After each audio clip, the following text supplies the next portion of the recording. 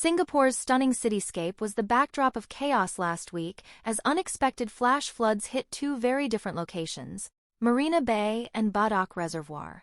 But what really caused the water to rise? And could these incidents have been entirely preventable?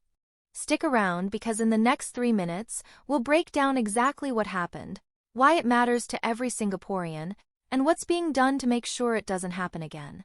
You won't believe how a simple oversight turned into a dramatic scene involving a submerged taxi in the heart of Marina Bay. On Friday, March 21st, heavy rainfall from the third monsoon surge of the year triggered flooding along Central Lane 3, right near Marina Bay MRT station. Now, this wasn't just a puddle. A video sent to Stomp showed a man wading through knee-deep water beside a partially submerged Comfort Delgro taxi. The flooded location was later identified as Park Street, a paved access road leading to an adjacent construction site. Here's where it gets interesting. PUB, Singapore's national water agency, revealed that the area had no proper drainage. That's right, no infrastructure was set up to channel stormwater safely. It's 2025, and we're still seeing roads near major MRT stations without the necessary drainage systems? That's a serious oversight. But it didn't stop there. 2 days later, on Sunday morning, residents at Block 129 Badak Reservoir Road woke up to a shocking sight. Water flooding the HDB lift lobby, spreading all the way through the void deck.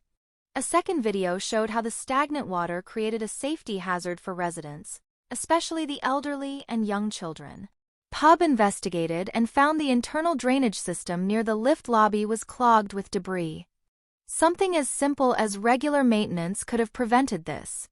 These are not just minor inconveniences. They pose real risks to property, safety, and even lives.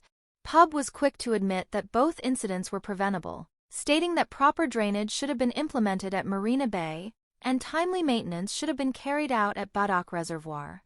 They're now working with authorities and building developers to ensure flood resilience, including implementing minimum platform and crest levels and mandatory flood protection measures. And just a day before the Marina Bay flood, on March 20th, another area, Mountbatten Road at Jalan Seaview, saw a 15-meter stretch flooded for over 2 hours. This one was caused by a deadly combo of heavy rain and high tide, which overwhelmed an adjacent canal and nearby roadside drains. So what does this all mean for you?